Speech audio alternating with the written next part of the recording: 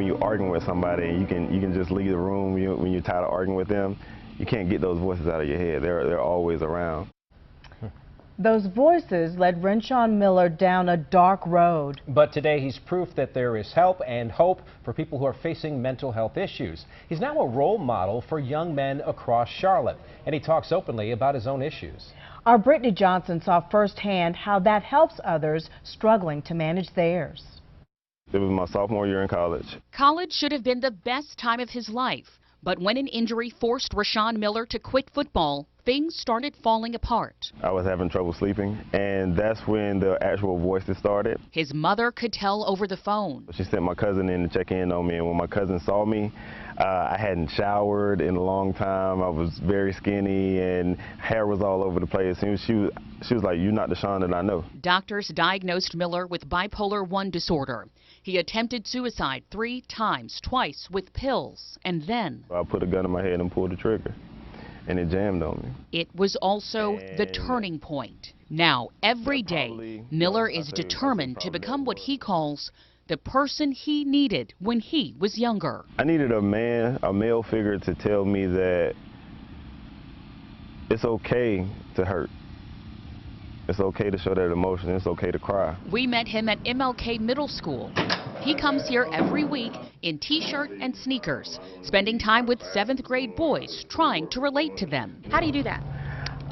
Being genuine. Okay. You know, I share parts of me. He asks about bullying, about problems at home or social media, and talks about healthy ways to cope. I've dealt with children who witness their friends murdered in front of them. Some kids, they may want to take their lives, or they may want to take lives of others. It's easier to impact the kids now and not allow that stigma to be, enforced on them, and then they pick up those habits. We all need to be more aware of our mental health. Principal Jennifer Dean told me Miller fills a subtle but powerful void in her students' lives. He's a counselor who looks like them. Because a lot of our kids are very closeted. They don't share.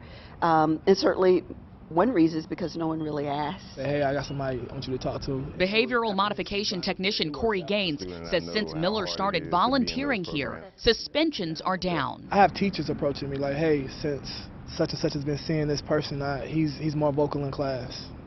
He's more respectful in the halls. Through his nonprofit, Eustress, Miller has taken his message of mental wellness to audiences across the country. He wrote a book and speaks on the radio. It's a chemical imbalance in your body. In this 2017 interview, he reunited with the doctor who treated him for bipolar disorder, breaking down myths about medication. Yes, there are side effects, but then also I understood that if I didn't take my meds, I'm constantly hearing these voices. Miller has taken various medications, and he's seen therapists who've helped him manage his stress. Now, he's trying to make sure others get the same help. We can definitely connect. And his reach is growing. Every year, he organizes a mental health awareness walk. The message, let's talk about it. It's going to take a village to address all of these issues. Even the work that I do, I definitely can't do it by myself. 13 years after voices in his head first told him he had nothing to live for, he is using his voice to let others know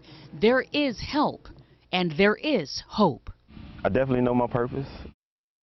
And Renshawn says that since intense stress is one of the things that can trigger bipolar disorder or other issues, we need to remember to treat our mental health the same way we do our physical health. That means talking to a doctor, to a counselor, getting a mental health wellness check. That's what he's doing right now, being that person someone can call. He's one of the mental health professionals in this room right now. As people call our hotline, our helpline is open until 10 o'clock tonight, and you can call, get answers about where you can go for resources. They have a county by county guide here that can connect you to agencies. This can be for you or someone you love. The number right there on your screen, 1-800-950-3739. There is help, and we can get you connected. Scott, Erica. All right, Brittany.